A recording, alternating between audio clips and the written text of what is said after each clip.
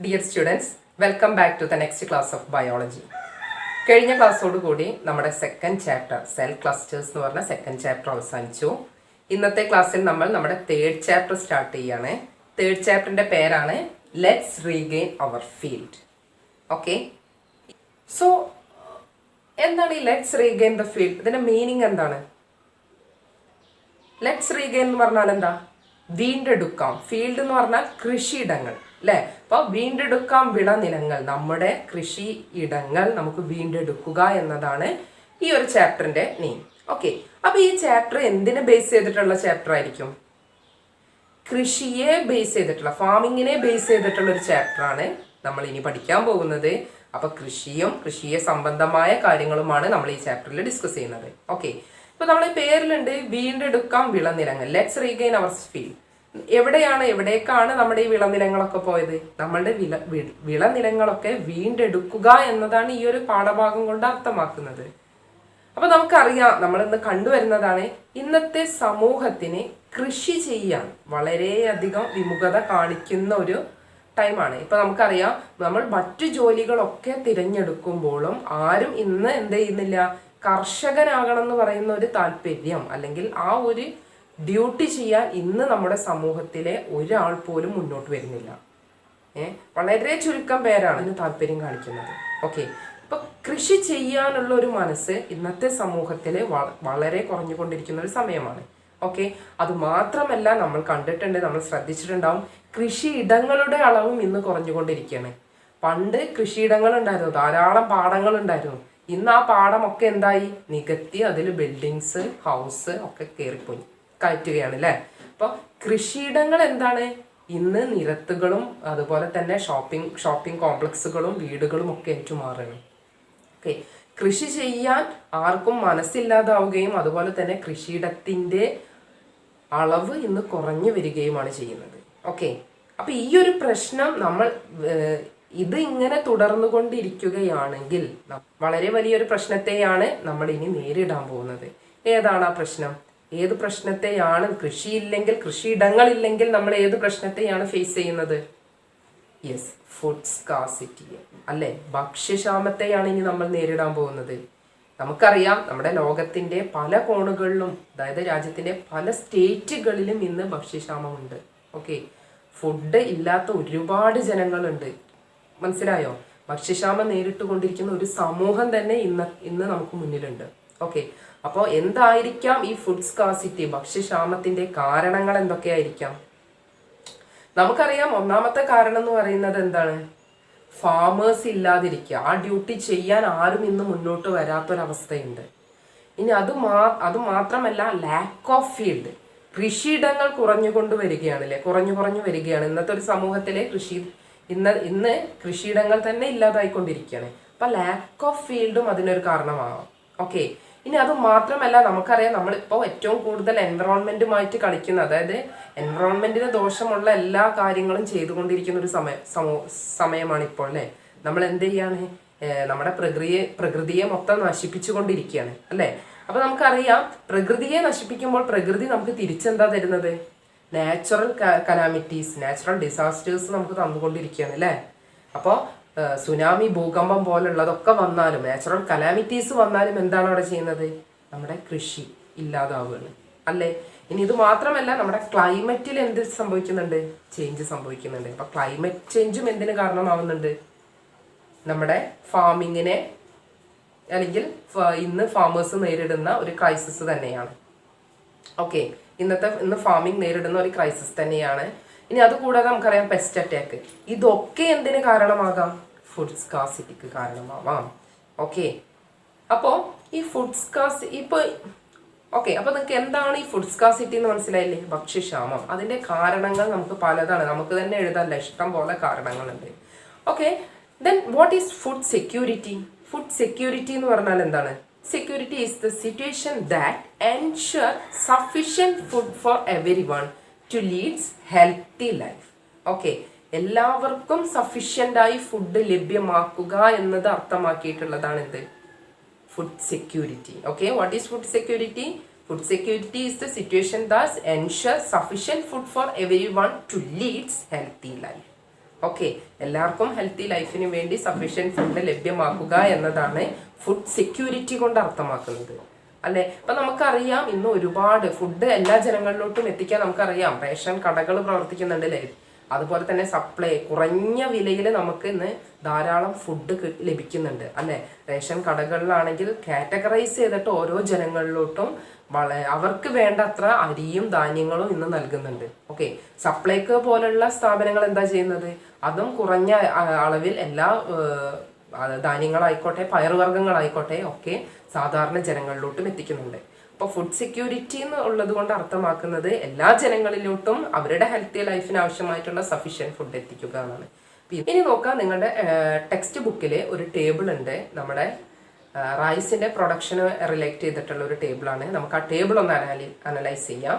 എല്ലാവരും ഈ ടേബിളിലോട്ട് നോക്കുക. ഇതില് ഫസ്റ്റത്തെ കോളത്തിൽ ഇയർ ഉണ്ട്, സെക്കൻഡില് റൈസ് പ്രൊഡക്ഷൻ ഉണ്ട്, അതിൽ തന്നെ ഏരിയ ഓഫ് ലാൻഡ് ഫോർ കൾട്ടിവേഷന് യൂസ് ചെയ്യുന്ന ലാൻഡ്, ഓക്കെ, കൃഷിക്കുള്ള സ്ഥലം, കൃഷി സ്ഥലത്തിൻ്റെ ഏരിയയും അതിൻ്റെ പ്രൊഡക്ഷനും തന്നിട്ടുണ്ട്. ദെൻ ലാസ്റ്റ് കോളം പോപ്പുലേഷനാണ്. ഇനി നോക്കാം, in 1971 area of land for cultivation, 1971 കൃഷി ചെയ്യാനുള്ള സ്ഥലത്തിൻ്റെ അളവ് ഹെക്ടറിലാണ് 8.75 75 ലാക്കാണ്, ഇൻ ലാക്ക് ഹെക്ടേഴ്സ് ആണ്. ദെൻ നോക്കാം, അപ്പോൾ പ്രൊഡക്ഷൻ എത്രയാണ് കിട്ടിയിട്ടുള്ളത്? 13.65 ടൺസ് ആണ് പ്രൊഡക്ഷൻ കിട്ടിയിട്ടുള്ളത്. ഓക്കെ, അതിൽ കിട്ടിയിട്ടുള്ള റൈസിൻ്റെ അളവാണ് 13.65 ടൺസ്. ഓക്കെ, ആ സമയത്തുള്ള പോപ്പുലേഷൻ എന്ന് പറയുന്നത് 2.13 ആണ് population. Okay, then next year നോക്കാം, 1991 ഏരിയ ഓഫ് ലാൻഡ് കുറഞ്ഞില്ല, 8.75 ഉള്ളത് 5.55 ആയി. അതുപോലെ തന്നെ റൈസിൻ്റെ പ്രൊഡക്ഷൻ 13.65 ഉള്ളത് 10.6 ആയിട്ട് ഡിക്രീസ് ചെയ്തു. ഓക്കെ, പോപ്പുലേഷൻ നോക്കുക, 2.13 ഉണ്ടായിരുന്ന പോപ്പുലേഷൻ എത്രയായി? 2.91 ആയിട്ട് ഇൻക്രീസ് ചെയ്തു. Okay, then 2011 കണക്കെടുക്കുക. 2011 area of land for cultivation നോക്കുക, 2.08 ആയിട്ടാണ് റെഡ്യൂസ് ചെയ്തത്. 8.75 ഉള്ളത് 2011 ആയപ്പോഴേക്കും 2.08 ആയി. ഓക്കെ, ഇനി നോക്കുക പ്രൊഡക്ഷൻ 13.65 ഉണ്ടായിരുന്നത് 5.69 ആയിട്ട് റെഡ്യൂസ് ചെയ്തു. എന്നാൽ പോപ്പുലേഷൻ 2.13 ഉണ്ടായിരുന്നത് 3.34 ആയിട്ട് ഇൻക്രീസ് ചെയ്തു. ഓക്കെ, ഇനി നോക്കുക, അതിലെ ഫസ്റ്റ് ക്വസ്റ്റ്യൻ നോക്കുക, what were the change that occurred in the area of agricultural field from the year 1971 to 2011. അതായത് അഗ്രികൾച്ചറൽ ഫീൽഡിൻ്റെ ഏരിയ 1971 to 2011 ആയപ്പോഴേക്കും എന്ത് ചേഞ്ചാണ് ഉണ്ടായതെന്ന്. എന്താണ് ഉണ്ടായത്? 1971 ആയപ്പോൾ 8.5 ഉണ്ടായിരുന്നത് 2011 ആയപ്പോൾ 2.08 ആയിട്ട് റെഡ്യൂസ് ചെയ്തു. ഓക്കെ, ഡിക്രീസ് ചെയ്തു. മനസ്സിലായോ? ഇനി സെക്കൻഡ് ക്വസ്റ്റ്യൻ നോക്കാം, what tendency could be observed in rice production and population growth during the period. ഇതേ പീരീഡിൽ തന്നെയുള്ള റൈസ് പ്രൊഡക്ഷൻ്റെയും പോപ്പുലേഷൻ്റെയും കേസ് നോക്കുക. ഇതേ പീരീഡിൽ റൈസ് പ്രൊഡക്ഷൻ എങ്ങനെയായിരുന്നു? 1971 13.65 ഉണ്ടായിരുന്നത് 2012 ആയപ്പോഴേക്കും 5.69 ആയിട്ട് റെഡ്യൂസ് ചെയ്തു. ഓക്കെ, എന്നാൽ പോപ്പുലേഷൻ എന്ന് പറയുന്നത് അതിൻ്റെ നേരെ ഓപ്പോസിറ്റ് ആയിട്ടാണ് നടന്നത്, അല്ലേ? 1971 2.13 പോപ്പുലേഷൻ ഉണ്ടായിരുന്നുള്ളൂ, അത് 2011 ആയപ്പോഴേക്കും 3.34 ആയിട്ട് ഇൻക്രീസ് ചെയ്തു, അല്ലേ? കൂടി. അപ്പോൾ 1971 to 2011 ആയപ്പോഴേക്കും റൈസ് പ്രൊഡക്ഷൻ ഡിക്രീസ് ചെയ്തു, പോപ്പുലേഷൻ എന്ന് പറയുന്നത് എന്ത് ചെയ്തു? ഇൻക്രീസ് ചെയ്തു. Okay, is this tendency desirable? Why? ഈ ഒരു ടെൻഡൻസി നല്ലതാണോ? എന്തുകൊണ്ട് ഇങ്ങനെയുള്ള ടെൻഡൻസി നല്ലതാണോ? അല്ല. കാരണം എന്താണ്? ഇനി വരുന്ന ഇയേഴ്സിൽ നമ്മൾ എന്ത് പ്രോബ്ലം ഫേസ് ചെയ്യും? ഫുഡ് സ്കാർസിറ്റി ഫേസ് ചെയ്യും, അല്ലേ? കാരണം ഇനി പോകും തോറും, ഇനി ഓരോ ഇയർ കഴിയും തോറും പോപ്പുലേഷൻ എന്താണ് ചെയ്യുന്നത്? ഇൻക്രീസ് ചെയ്ത് വരുന്നു. എന്നാൽ ഏരിയ ഓഫ് ലാൻഡ് ഫോർ കൾട്ടിവേഷനും അതുപോലെ തന്നെ റൈസിൻ്റെ പ്രൊഡക്ഷനും എന്താണ് ചെയ്യുന്നത്? ഡിക്രീസ് ചെയ്യുന്നത്. മനസ്സിലായോ? ഓക്കെ സ്റ്റുഡൻസ്, അപ്പോൾ എല്ലാവരും ആ ടേബിൾ അനലൈസ് ചെയ്തില്ലേ? അപ്പോൾ നമുക്കറിയാം ഇന്ന് ഓരോ ഇയർ കൂടുമ്പോഴും നമ്മുടെ റൈസിൻ്റെ പ്രൊഡക്ഷനിൽ എന്താ സംഭവിക്കുന്നത്? പ്രൊഡക്ഷൻ ഡിക്രീസ് ചെയ്യുന്നുണ്ട്. പക്ഷേ നമ്മുടെ ജനസംഖ്യ എന്താണ് ചെയ്യുന്നത്? അവിടെ വർദ്ധിച്ചുകൊണ്ടിരിക്കുകയാണ്, ഇൻക്രീസ് ചെയ്യുകയുമാണ് അല്ലേ. അപ്പൊ ജനസംഖ്യ ഓരോ ഇയറും കൂടി വരിക, ഫുഡിന്റെ ലഭ്യത കുറഞ്ഞു വരികയുമാണെങ്കിൽ നമ്മൾ എന്ത് ഫേസ് ചെയ്യുന്നതാണ് നമ്മൾ മുന്നേ പഠിച്ചത്? Food scarcity. അപ്പൊ നമ്മൾ ഇനി ഫേസ് ചെയ്യാൻ, നമ്മുടെ ഇനിയുള്ള ഓരോ തലമുറയും ഫേസ് ചെയ്യുന്ന ഏറ്റവും വലിയ പ്രോബ്ലം എന്ന് പറയുന്നത് എന്തായിരിക്കും? ഫുഡ് സ്കാർസിറ്റി ആയിരിക്കും. Okay, next we are going to discuss our second topic. What are the crises or obstacles faced by farmers today? Okay, അതായത് ഫാമേഴ്സ് ഇന്ന് നേരിടുന്ന പ്രശ്നങ്ങൾ, ക്രൈസസ് അല്ലെങ്കിൽ ഒബ്സ്റ്റക്കിൾസ്. എന്തൊക്കെ പ്രശ്നമാണ് ഇന്നത്തെ ഫാമേഴ്സ് നേരിടുന്നത്? ഓക്കെ, നമുക്ക് ഓരോ പ്രശ്നങ്ങളായിട്ട് പഠിക്കാം. ഓക്കെ, നിങ്ങളെല്ലാവരും നിങ്ങളുടെ ടെക്സ്റ്റ് ബുക്കിൽ ഒരു ഫാമർ ഇരിക്കുന്ന ഒരു പിക്ചർ ഉണ്ട്, അത് നോക്കുക. ഫാമേഴ്സ് ഫേസ് ചെയ്യുന്ന ഫസ്റ്റ് ക്രൈസിസ് ആണ് environmental destruction and health issues. അതായത് എൻവറോൺമെൻറ്റൽ ഡിസ്ട്രക്ഷൻ, എന്തെങ്കിലും നാച്ചുറൽ കലാമിറ്റി ഉണ്ടായാൽ അവരുടെ ആ വിള നഷ്ടപ്പെടൂലേ.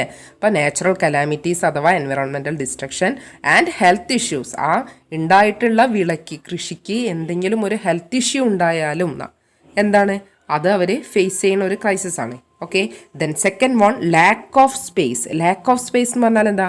കൃഷി ചെയ്യാൻ സ്ഥലമില്ലായ്മ. ഓക്കെ, കൃഷി സ്ഥലമില്ലായ്മ. നമുക്കറിയാം ഇന്നത്തെ കൃഷിയിടങ്ങളൊക്കെ നികത്തി അവിടെ റോഡുകളും അതുപോലെ തന്നെ ഷോപ്പിംഗ് കോംപ്ലക്സ്, വീടുകളൊക്കെ വരികയാണല്ലേ. അപ്പോൾ കർഷകർക്ക് കൃഷി ചെയ്യാൻ ഇന്ന് സ്ഥലമില്ല, ലാക്ക് ഓഫ് സ്പേസ്. അതാണ് അവർ ഫേസ് ചെയ്യുന്ന second crisis. Then third one crop loss, അതായത് വിള നഷ്ടം.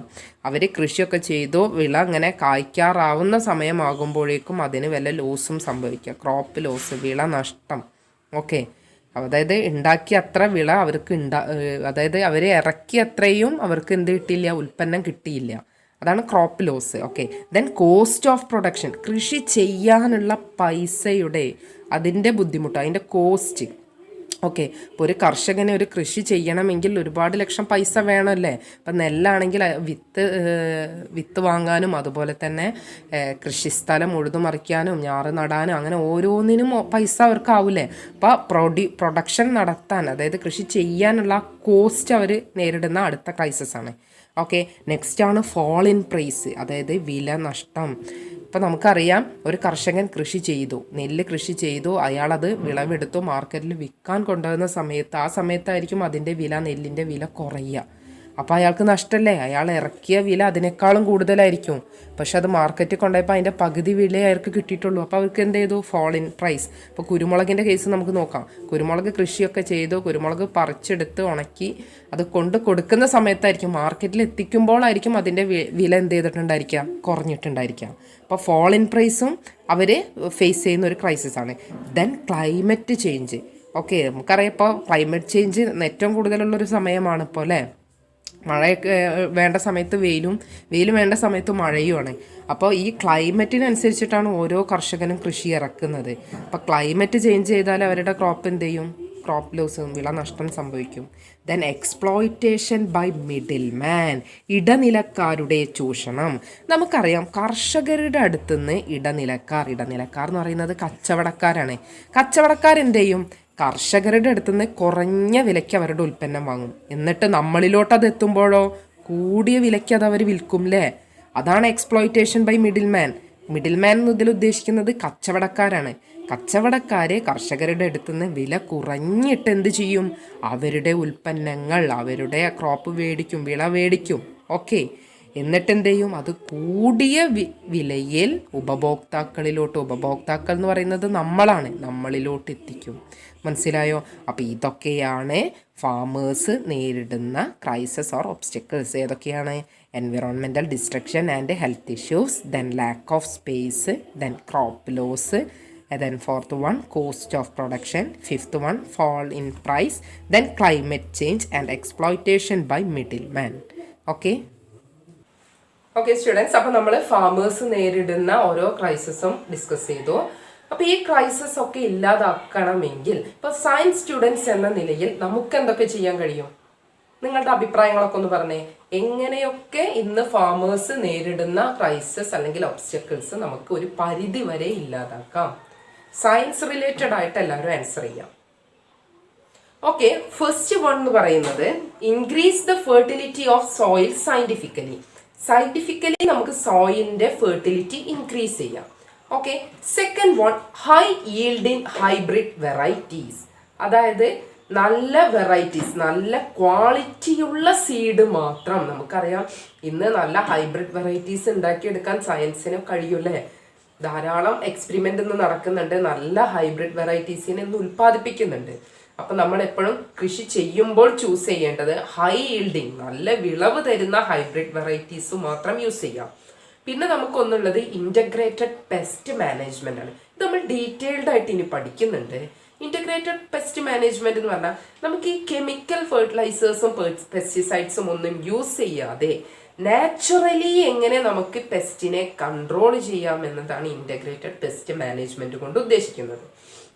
Okay, the next one, adopt modern agricultural practices like hydroponics, polyhouse farming, precision farming, etc. and the vertical farming, terrace cultivation. Okay, അതായത് നമ്മൾ പരമാവധി modern agricultural practices use ചെയ്യാം. അത് modern agricultural പ്രാക്ടീസസിന് examples ആണ് ഈ hydroponics, polyhouse farming, precision farming. ഇതൊക്കെ എന്താന്നുള്ളതും നമ്മൾ ഇനി പഠിക്കുന്നുണ്ട്. Okay, vertical farming and terrace cultivation. Okay, then ഇനി നമുക്ക് അടുത്ത ഒന്ന് എന്ന് പറയുന്നത് proper testing of the soil. നമ്മൾ എപ്പോഴും ഫാമേഴ്സിനോട് പറയുക, അല്ലെങ്കിൽ നമ്മൾ എന്ത് ചെയ്യുക, പ്രോപ്പറായിട്ട് സോയിൽ ടെസ്റ്റ് ചെയ്യാൻ പറയുക. സോയിലിന് ആവശ്യമുള്ള എല്ലാ എസെൻഷ്യൽ എലമെന്റ്, അതുപോലെ തന്നെ വാട്ടറിന്റെ അളവ്, അതുപോലെ തന്നെ pH, ഇതൊക്കെ കറക്റ്റ് ആണോ എന്നറിയാൻ വേണ്ടി നമ്മൾ പ്രോപ്പറായിട്ട് സോയിൽ എന്ത് ചെയ്യുക, ടെസ്റ്റ് ചെയ്യുക. Then controlling diseases. മെജോറിറ്റി നമ്മൾ എന്ത് ചെയ്യുക, പ്ലാന്റ്സിന് അല്ലെങ്കിൽ നമ്മൾ അഗ്രികൾച്ചറിന് ഉണ്ടാവുന്ന ഡിസീസുകളൊക്കെ ഒന്ന് കൺട്രോൾ ചെയ്യുക. And organic waste management.